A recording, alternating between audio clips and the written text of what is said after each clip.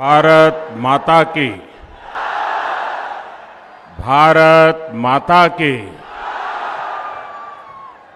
नमस्कार। आपनारा केमन आছেন? আমি এই রাঙ্গা মাটির দেশে পা রেখে নিজেকে অনেক ভাগ্যশালী মনে করছি।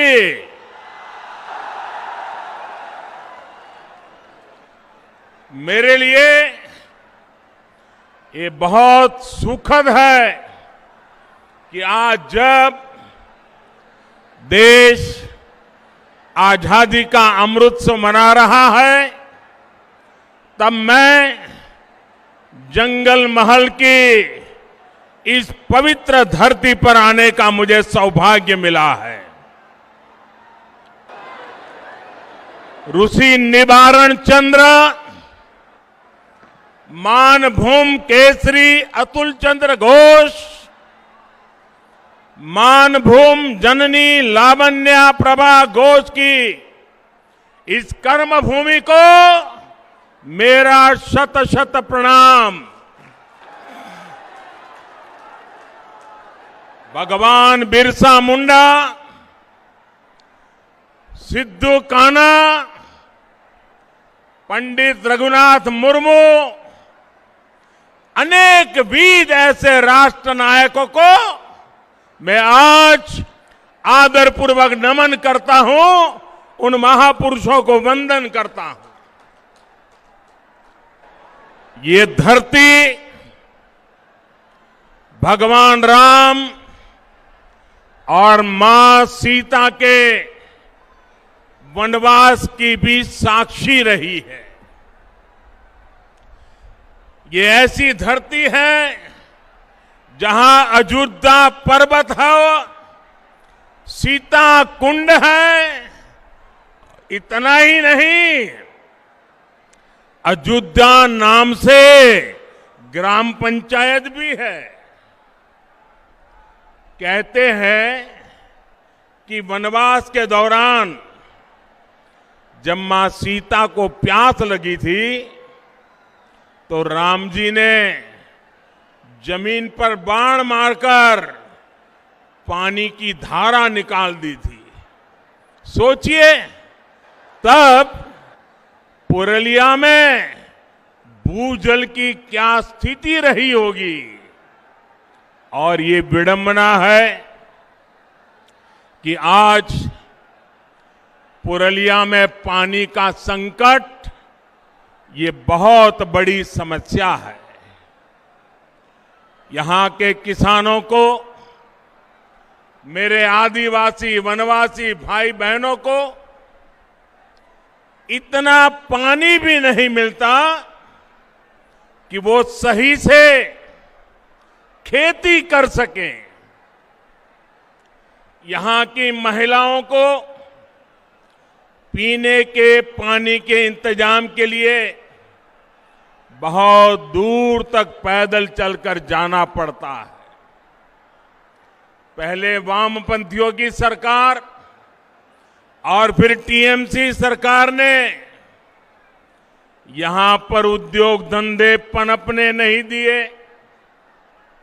फिर यहां जितना सिंचाई के लिए काम होना चाहिए था वो भी नहीं हुआ।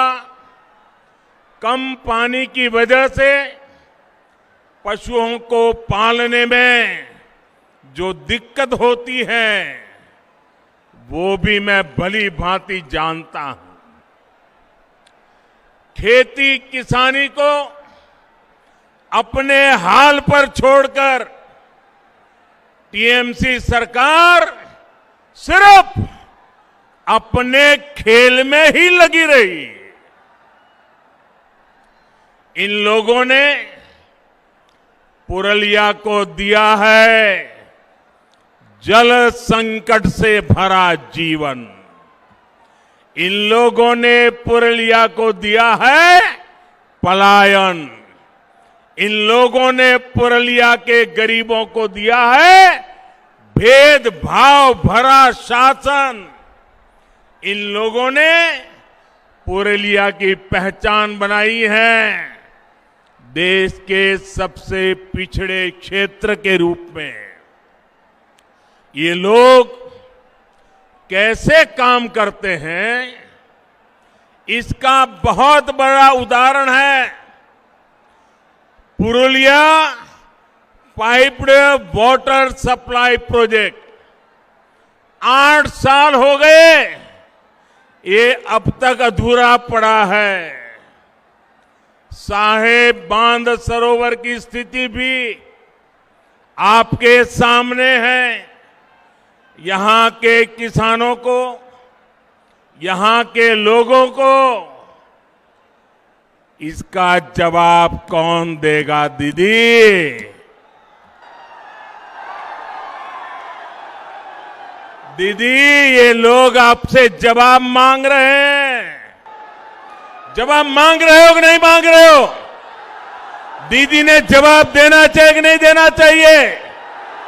दीदी ने अपना काम का हिसाब देना चाहिए कि नहीं देना चाहिए? अरे दीदी, बोछोर एयरपोर्ट, बोछोर धोरे एकटा सेतुओ तैरी করতে পারলো না তৃণমূল। এখন বলছে উন্নয়নের কথা। और इसलिए आज मैं पुरुलिया के लोगों को, पूरे जगल महल क्षेत्र के लोगों को विश्वास दिलाने के लिए आया हूं। बंगाल में भाजपा सरकार बनने के बाद आपकी इन दिक्कतों को प्राथमिकता के आधार पर दूर किया जाएगा। जब बंगाल में डबल इंजन की सरकार बनेगी, एक दिल्ली का इंजन और दूसरा बंगाल का इंजन, जब डबल इंजन की सरकार बनेगी तो यहां विकास भी होगा और आपका जीवन भी आसान बनेगा। यहां पुरुलिया में तो टूरिज्म की भी इतनी संभावनाएं हैं। यहां पर हैंडीक्राफ्ट का इतना बेहतरीन काम होता है, इन सभी को बढ़ावा दिया जाएगा। भाई और बहनों, इस क्षेत्र जैसा ही जल संकट देश के अन्य क्षेत्रों में भी रहा है।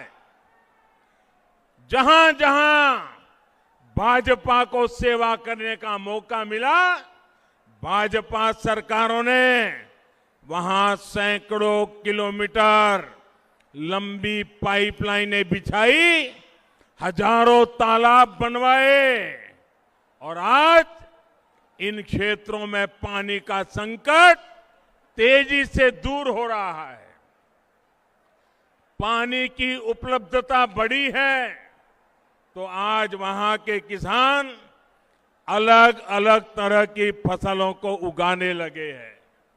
अब यही काम बंगाल के उन सभी क्षेत्रों में भी किया जाएगा जहां पानी की दिक्कतें हैं। साथियों, पुरुलिया सहित इस पूरे क्षेत्र में विकास की असीम संभावनाएं हैं। इसके लिए इस क्षेत्र की कनेक्टिविटी को सुधारना बहुत जरूरी है। पश्चिम बंगाल के हर हिस्से को रेल सेवा से जोड़ना ये हमारी प्राथमिकता है। इस समय पश्चिम बंगाल के अलग अलग हिस्सों में करीब 50,000 करोड़ रुपए के प्रोजेक्ट के लिए स्वीकृति दे दी गई है। पूर्वी भारत के विकास को नई बुलंदी देने का सामर्थ्य रखने वाले ईस्टर्न डेडिकेटेड फ्रेट कॉरिडोर का एक सेक्शन शुरू भी हो चुका है। 2 मई के बाद 2 मई के बाद यहां जब भाजपा सरकार बनेगी तो पश्चिम बंगाल में जो डानकुनी तक का सेक्शन है उस पर भी तेजी से काम शुरू कर दिया जाएगा। पुरलिया भी इस कॉरिडोर से जुड़ेगा और यहां उद्योगों के लिए, रोजगार के लिए अनेक अवसर बनेंगे। रेल के अलावा रोड कनेक्टिविटी को भी सशक्त किया जा रहा है। इस वर्ष के केंद्र सरकार के बजट में पश्चिम बंगाल में हाईवे का सिस्टम मजबूत करने के लिए हजारों करोड़ रुपयों की भी विशेष व्यवस्था की गई है। साथियों, 2 मई के बाद जब यहां भाजपा सरकार बनेगी तो पुरलिया सहित इस पूरे क्षेत्र में ऐसी व्यवस्थाएं बनाई जाएगी ताकि लोगों को पलायन के लिए मजबूर न होना पड़े।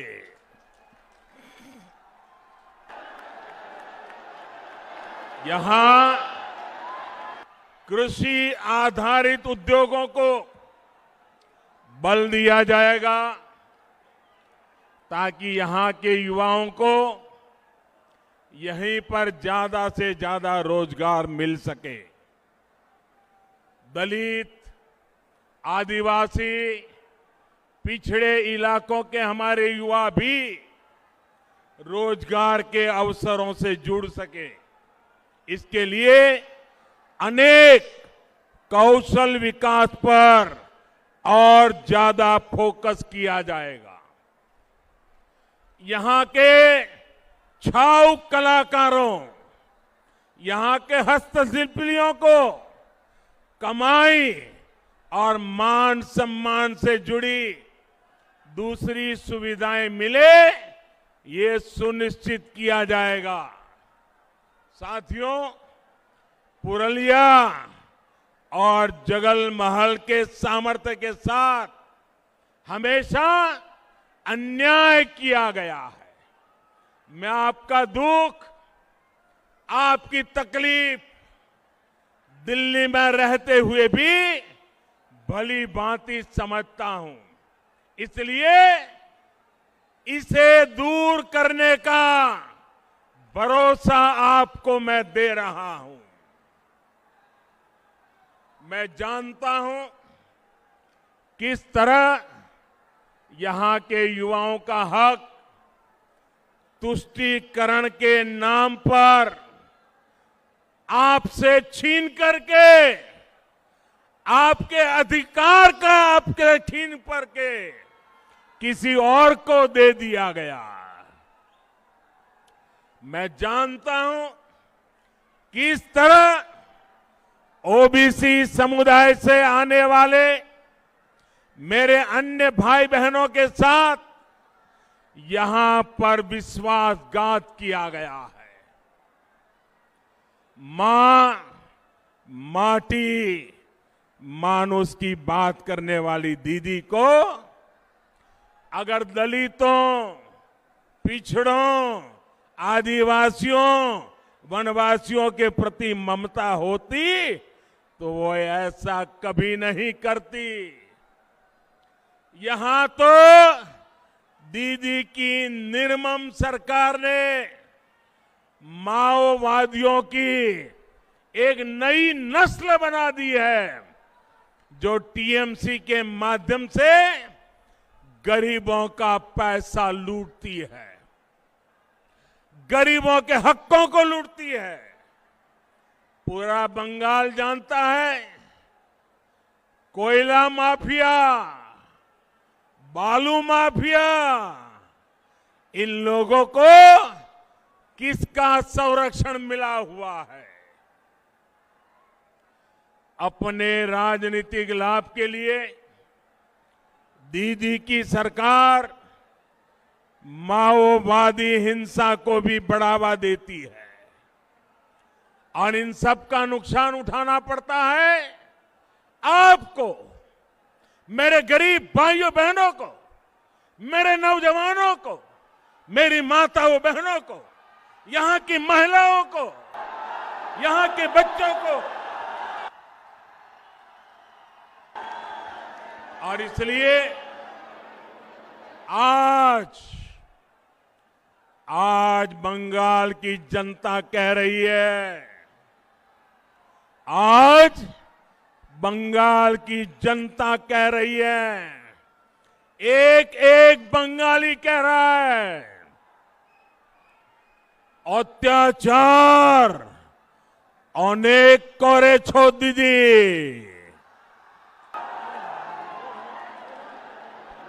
ভয় দেখানোই তোমার অস্ত্র, রুখে দাঁড়াবে এবার বাংলার মানুষ মা দুর্গার আশীর্বাদে, করবে তোমায় পরাস্ত।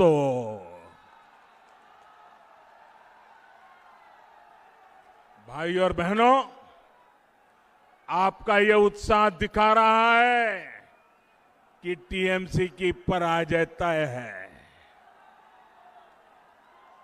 तय है ना? तय है ना? इस बार बंगाल में सिंडिकेट वालों की पराजय होगी। इस बार बंगाल के चुनाव में कटमनी वालों की पराजय होगी। इस बार बंगाल के चुनाव में तोलबाजों की पराजय होगी। पश्चिम बंगाल में टीएमसी के दिन अब गिनती के ही रह गए हैं और ये बात ममता दीदी भी अच्छी तरह समझ रही है और इसलिए वो कह रही है, खेला हो गए, खेला हो गए। जब जनता की सेवा की प्रतिबद्धता हो, जब बंगाल के विकास के लिए दिन रात एक करने का संकल्प हो, तो दीदी खेला नहीं खेला जाता, दीदी खेला नहीं खेला जाता। और इसलिए दीदी बोले, खेला हो गए। बीजेपी बोले, चाकरी हो गए। दीदी बोले, खेला हो गए। बीजेपी बोले, विकास हो गए। दीदी बोले, खेला हो गए। बीजेपी बोले, शिक्षा हो गए। बोले, खेला हो गए। बीजेपी बोले, महिलादेर उत्थान हो गए। दीदी बोले, खेला हो गए। बीजेपी बोले, যুব শক্তির সম্পূর্ণ বিকাশ হবে। दीदी बोले, खेला হবে। बीजेपी बोले, शोभा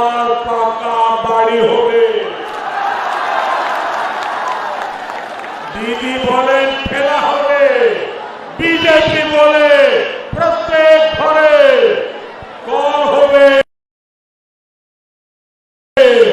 और बोले परिष्कार जल होवे। दीदी बोले खेला होवे, बीजेपी बोले ग्रामे ग्रामे जोनो सुविधा होवे। दीदी बोले खेला होवे, बीजेपी बोले अस्पताल होवे। दीदी बोले खेला होवे, बीजेपी बोले स्कूल होवे। दीदी स्कूल होवे। दीदी ओ दीदी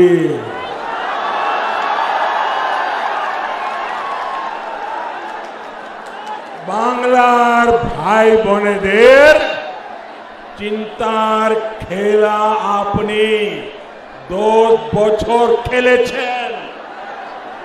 খেলা শেষ হবে, বিকাশ আরম্ভ হবে।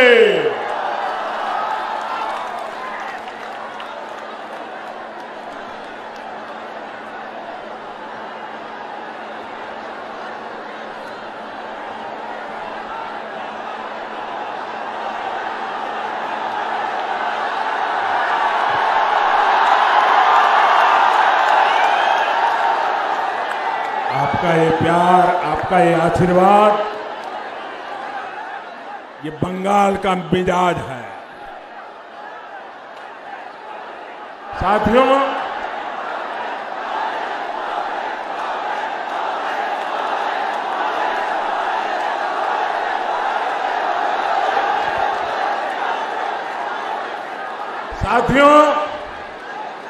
दीदी को बंगाल के लोगों के हितों से ज्यादा खेल की चिंता पड़ी है।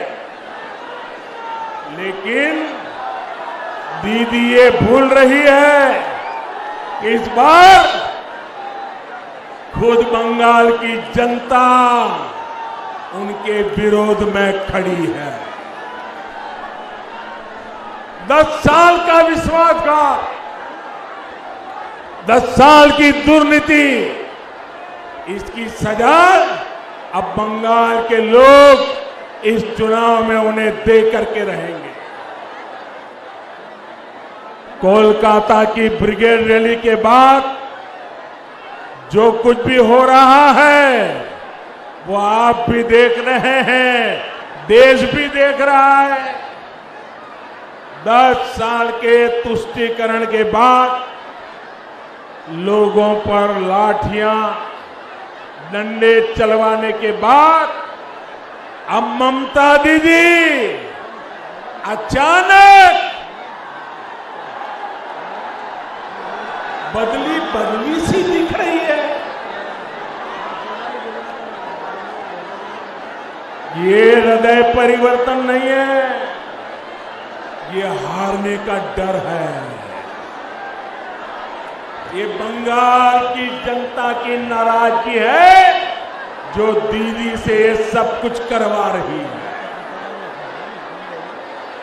दीदी आप ये सब करते रहिए, हर तरह से खेलते रहिए, लेकिन ये मत भूलिए कि बंगाल की जनता की याददाश्त बहुत तेज होती है। बंगाल की जनता को याद है कि गाड़ी से उतरकर आपने कितने लोगों को डांटा फटकारा है और पुलिस को कह रहे थे पकड़ो, जेल में डाल दो। तुष्टीकरण के लिए आपकी हर कार्रवाई बंगाल के लोगों को याद है। साथियों, आपको याद है ना, दीदी के सारे कारनामे याद है ना, बंगाल की जनता को याद है जब आपने देश की सेना पर तख्ता पलट की कोशिश का आरोप लगाया। जब पुलवामा हमला हुआ तो आप किसके साथ खड़ी थी, ये भी बंगाल के लोग भूले नहीं हैं। साथियों, 2-3 दिन पहले दिल्ली की एक अदालत ने एक बहुत बड़ा फैसला सुनाया। ये फैसला बाटला हाउस एनकाउंटर से जुड़ा है। इस एनकाउंटर ने भारत में आतंकवाद और आतंकवाद के पीछे जो ताकतें हैं उनके असली चेहरे को उजागर कर दिया। इसी एनकाउंटर में एक आतंकी की गोली ने देश के जांबाज सपूत इंस्पेक्टर मोहन चंद्र शर्मा जी को शहीद कर दिया था। अदालत ने अब उस आतंकी को फांसी की सजा सुनाई है, लेकिन ममता दीदी और उन पार्टी का उस समय का व्यवहार कोई भूल नहीं सकता। ये लोग उस समय आतंकवादियों के साथ खड़े थे, एनकाउंटर पर सवाल खड़े कर रहे थे। तुष्टीकरण के लिए ये लोग किस हद तक जा सकते हैं, ये इसका बहुत बड़ा उदाहरण है।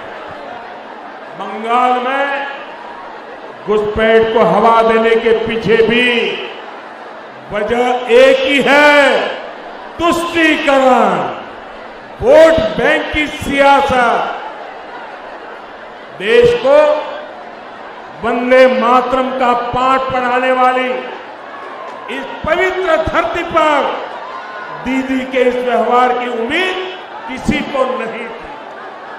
इसलिए बंगाल के लोग बहुत पहले से मन बना चुके हैं।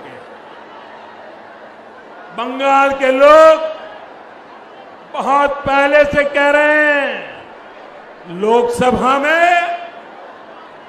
लोकसभा में टीएमसी हाफ और इस बार पूरी साफ।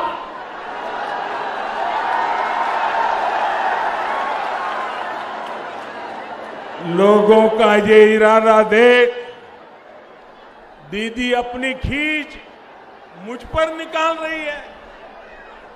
वो क्या क्या नहीं कह रहे, वो भाजपा के कार्यकर्ताओं पर भी भड़की हुई है। लेकिन हमारे लिए तो देश की करोड़ों बेटियों की तरह दीदी भी भारत की एक बेटी है, जिनका सम्मान हमारे संस्कारों में रचा बसा। और इसलिए जब दीदी को चोट लगी तो हमें भी चिंता हुई। मेरी भगवान से प्रार्थना है कि उनके पैरों की चोट जल्द से जल्द ठीक हो।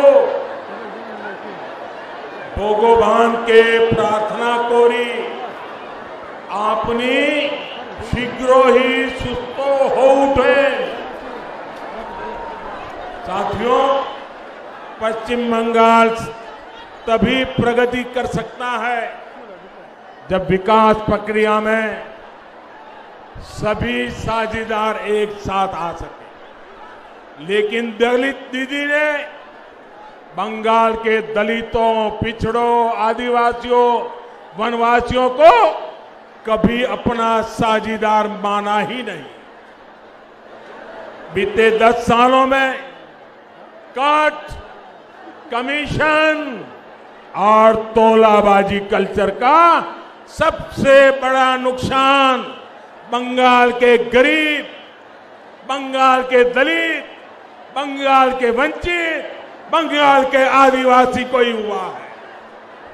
यहां जो लाखों गरीबों को पक्के घर मिल रहे हैं, उसमें भी टीएमसी के तोलाबाज हर कदम पर अड़ंगा लगाते हैं। केंद्र से गरीब के लिए सस्ता चावल भेजा जाता है, उसको भी टीएमसी के तोलाबाज नहीं छोड़ते।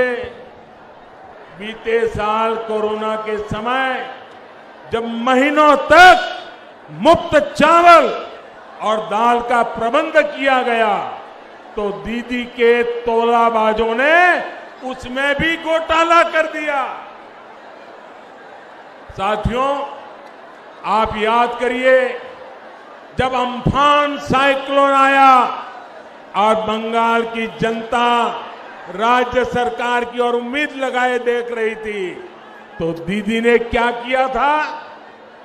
अगर सहायता राशि चाहिए तो एक हिस्सा पार्टी ऑफिस में जमा करवाइए, अगर नुकसान न भी हुआ हो तो भी आपको सहायता राशि मिल सकती है।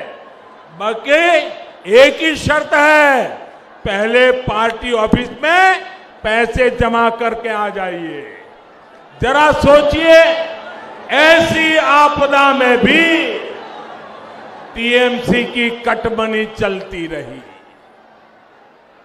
साथियों, इस क्षेत्र के हमारे संथाल भाई बहन, अन्य आदिवासी साथी वन अधिकारों को लेकर, कृषि उत्पादों के सही मूल्य को लेकर कब से मांग कर रहे हैं, लेकिन दीदी ने उनकी बातों पर भी ध्यान नहीं दिया। खेती और वन उत्पादों पर निर्भर रहने वाले हमारे आदिवासी साथियों को ममता दीदी ने अपने हाल पर छोड़ दिया। जबकि भाजपा सरकार कहीं भी हो, केंद्र में हो या राज्य में, आदिवासी हितों की रक्षा, उनके बच्चों का कल्याण, ये हमारी सबसे पहली प्राथमिकता में रहा है। साथियों, ये अटल जी की ही सरकार थी जिसने आदिवासी हितों की रक्षा को और उनके कल्याण के लिए अलग से एक मंत्रालय बनाया था, आदिवासियों का अलग मंत्रालय। आदिवासी हितों के लिए केंद्र सरकार ने अलग बजट बनाया, अनेक योजनाएं शुरू की गई है। बंगाल में 36 लाख से ज्यादा उज्ज्वला के गैस कनेक्शन दलित, आदिवासी और पिछड़े परिवारों को मिले हैं। वन उत्पादकों की एमएसपी बढ़ाने के साथ ही हमारी सरकार ने वन उपज की संख्या में भी वृद्धि की है। इस वर्ष के केंद्रीय बजट में भी आदिवासी क्षेत्रों की पढ़ाई, दवाई और कमाई के लिए बहुत बड़ा प्रावधान किया गया है। केंद्र सरकार ने दलित परिवारों, एससी परिवारों के बच्चों को पढ़ाई और कमाई के बेहतर अवसर देने के लिए आर्थिक मदद बहुत ज्यादा बढ़ाई है। डबल इंजन की सरकार बनने के बाद इसका लाभ बंगाल के लाखों दलितों, लाखों मेरे आदिवासी बच्चों को भी होगा। आदिवासी बच्चों को अच्छी शिक्षा मिले, इसके लिए सैकड़ों एकलव्य स्कूल खोले जा रहे हैं। यहां का एकलव्य स्कूल भी गरीब आदिवासी बच्चों का भविष्य बनाने के लिए काम करेगा। स्वतंत्रता आंदोलन में आदिवासी महापुरुषों ने योगदान का गौरवगान, उनके त्याग, तपस्या और बलिदान का गौरवगान, इसको आने वाली पीढ़ियां याद रखे, आदिवासी वीर पुरुषों को याद रखे, इसलिए उनके म्यूजियम भी बनाए जा रहे हैं। साथियों, युवाओं को रोजगार यहां बनने वाली भाजपा सरकार की सर्वोच्च प्राथमिकताओं में से एक होगा।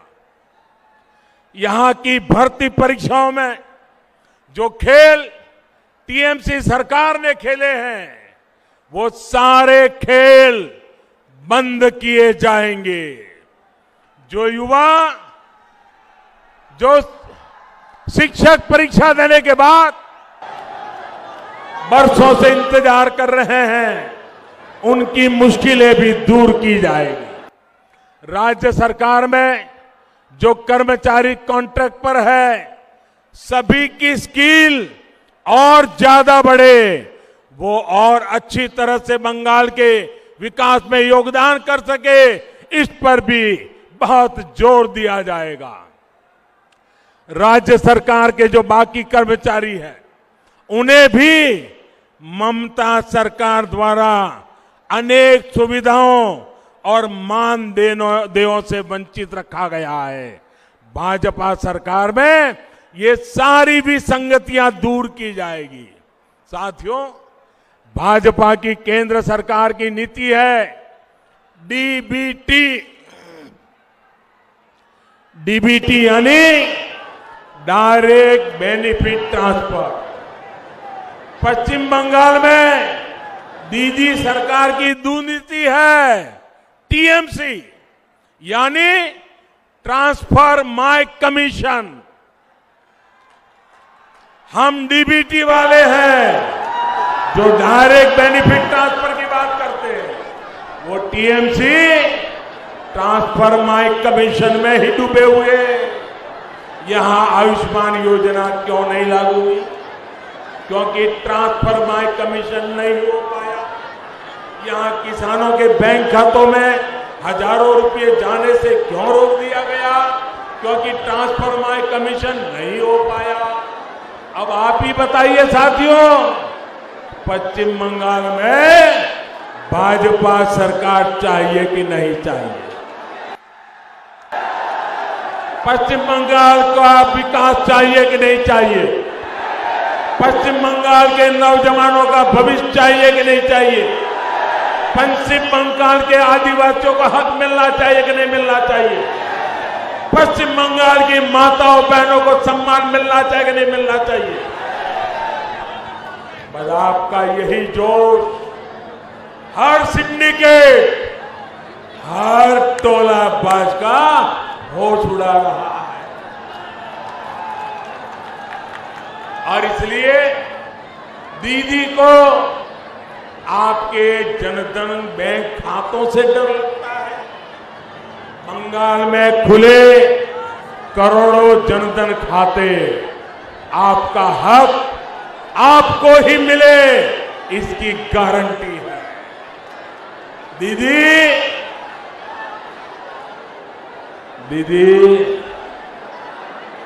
दीदी चांद चोरीर खेला चलते थाको, आमरा चाहिए खेला शेष हो। और इसलिए आज पुरुलिया के लोगों का, जगल महल का, बंगाल का दीदी को संदेश साफ है, चूरीर खेला छोड़बे ना, छोड़बे ना। मेरे साथ बोलिए, चूरीर खेला छोड़बे ना, छोड़बे ना। चूरीर खेला, चूरीर खेला, चूरीर खेला। अरे दोनों हाथ ऊपर करके पूरी ताकत से बोलिए, चूरीर खेला, चूरीर खेला। साथियों, आपकी एक गर्जना बताती है कि दीदी सरकार जाने का काउंटडाउन शुरू हो चुका है। अब बंगाल के भ्रष्टाचार से, कुशासन से मुक्त होने का समय आ गया है। क्या हालत बना दी है दीदी ने बंगाल की। क्राइम है, क्रिमिनल है, लेकिन जेल में नहीं है। माफिया है, घुसपैठिए हैं, लेकिन खुलेआम घूम रहे हैं। सिंडिकेट है, स्कैम है, लेकिन कार्रवाई नहीं होती है। साथियों, आज मुझे वो परिवार आशीर्वाद देने आए हैं जिन्होंने दीदी के अत्याचारों को सहा है। किसी ने अपने को खोया है, परिवार के लोग शहीद हो गए हैं। ये पुरुलिया के वो परिवार है जिन्हें दीदी के विरोध की सजा दी गई, फांसी पर लटका दिया गया। इनके परिवार के नौजवानों को फांसी पर लटका दिया गया, गोलियां मार करके निर्ममता से हत्या कर दी गई। खुलेआम ये धमकी दी गई कि बीजेपी का साथ दोगे तो यही होगा। ये किस तरह का राज चला रही हैं आप दीदी?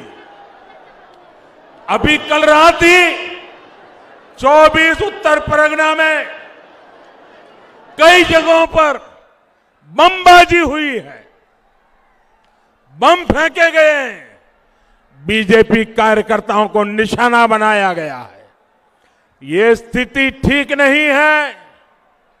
ये बदले की, ये हिंसा, ये अत्याचार, ये माफिया राज और नहीं चलेगा। मैं स्थानीय प्रशासन से भी कहूंगा, बंगाल की पुलिस से आग्रह करूंगा, संविधान को सर्वोपरि रखे, लोकतंत्र को सर्वोपरि रखे। मैं बंगाल के लोगों को विश्वास दिलाता हूं, हर भाजपा कार्यकर्ता को विश्वास दिलाता हूं, 2 मई को बीजेपी की सरकार बनने के बाद हर अत्याचारी पर कानून के मुताबिक कार्रवाई होगी।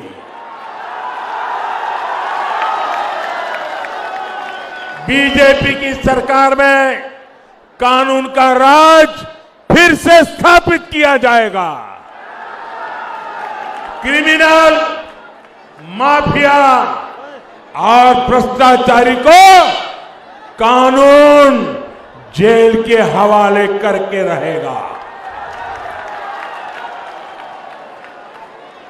मेरे प्यारे भाइयों बहनों, हमारे लिए जनता जनार्दन ही ईश्वर का रूप है। 130 करोड़ देशवासी यही हमारे परमात्मा है। उनकी प्रतिष्ठा, उनका पराक्रम, उनकी सेवा के लिए हम जी जान से जुटे हैं। हम रामकृष्ण परमहंस की सीख को जीवन में उतारने वाले रामकृष्ण परमहंस देव ने कहा था, जीव में ही शिव को देखो। हम जीव में ही शिव को देख करके 130 करोड़ देवता रूप देशवासियों की सेवा करने में लगे हुए हैं। हम सबको मिलकर गुरुदेव रविंद्रनाथ ठाकुर, नेताजी सुभाष चंद्र बोस, स्वामी विवेकानंद जैसे महान व्यक्तित्वों के सपनों को, उन सपनों को साकार करते हुए सोनार बांग्ला का फिर से निर्माण करना है। वो सोनार बांग्ला जहां बंगाल के स्वर्णिम गौरव का समावेश होगा और आत्मनिर्भर का सामर्थ्य होगा। वो सोनार बांग्ला जहां हर गरीब, मजदूर, आदिवासी, किसान भाई बंधु एक सम्मानित जीवन जिए। वो सोनार बांग्ला जहां की मां, बहन, बेटी सब सुरक्षित और भय मुक्त रहे। वो सोनार बांग्ला जहां के युवाओं के पास शिक्षा और रोजगार के भरपूर अवसर हो। वो सोनार बांग्ला जहां उद्योगों की कोई कमी न हो। वो सोनार बांग्ला जहां तोलाबाजी, कटमनी, सिंडिकेट जैसे भ्रष्टाचार के लिए कोई जगह न हो। वो सोनार बांग्ला जहां गुंडे, अपराधी, उग्रवादियों की जगह जेल में हो, सड़कों पर न हो। वो सोनार बांग्ला जहां सबके पास एक आवास हो, हर घर सब जाल पहुंचे, आयुष्मान भारत का साथ रहे। आज पूरा बंगाल हमारी भारतीय जनता पार्टी के साथ मिलकर इसी सोनार बांग्ला के पुनर्निर्माण के लिए संकल्पबद्ध है। मैं देख रहा हूं बंगाल की यह धरती सोनार बांग्ला का अब और इंतजार नहीं कर सकती। इसलिए अब यह तय हो गया है 2 मई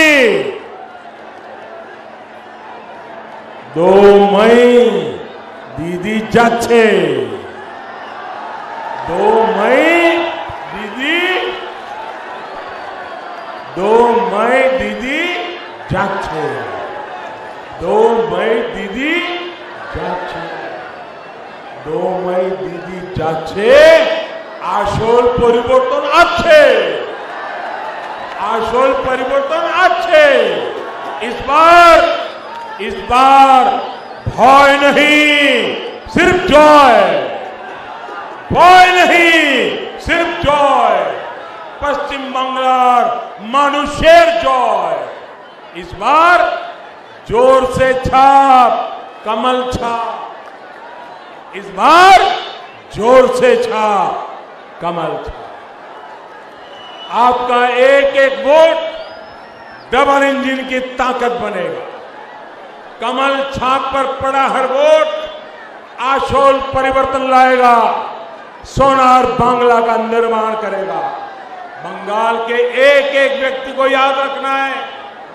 ये समय अपनी मातृभूमि के लिए कुछ कर गुजरने का समय है ये हमारे बंगाल को कुशासन से मुक्त करने का समय है ये दमनकारी अत्याचारी शासन से बंगाल को मुक्त करने का समय है ये अपने आदर्शों और विचारों के लिए पूरी ताकत लगा देने का समय है आपके पास सुनहरा अवसर है आपने राष्ट्र निर्माण में योगदान देने का हम बस मंजिल तक पहुंच गए हैं मंजिल तक पहुंच गए हैं आशोल परिवर्तन के संकल्प के साथ हम यहां से अपने गांव अपने घर जाएंगे और घर घर ये संदेश पहुंचाएंगे एक एक परिवार तक पहुंचाएंगे ना घर घर जाएंगे लोगों को बताएंगे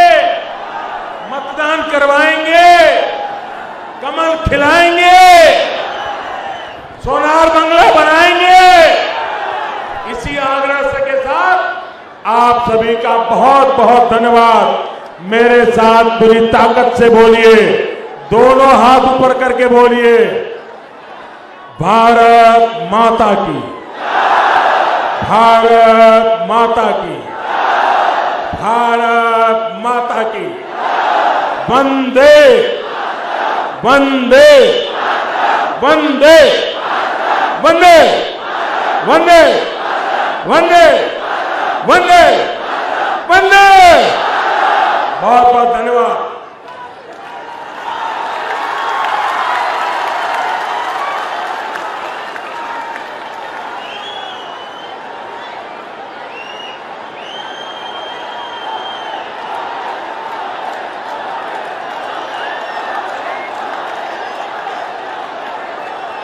धन्यवाद भारतेर प्रधानमंत्री प्रिय नेता विश्व नेता माननीय नरेंद्र मोदी जी के सुंदर बक्तव्य रखार जन्य मूल्यवान बक्तव्य रखार जन्य আমরা মঞ্চের সমস্ত নেতৃত্ববর্গকে সম্মান জানিয়ে এবং কর্তব্যরত পুলিশ প্রশাসন থেকে শুরু করে প্রশাসনের সমস্ত ব্যক্তিকে সাংবাদিক বন্ধুগণকে এবং সমস্ত ভারতীয় জনতা পার্টির কার্যকর্তাগণ যারা এসেছেন সবাইকে ধন্যবাদ জানিয়ে আজকের সভার কাজ এখানেই সমাপ্তি ঘোষণা করা হচ্ছে।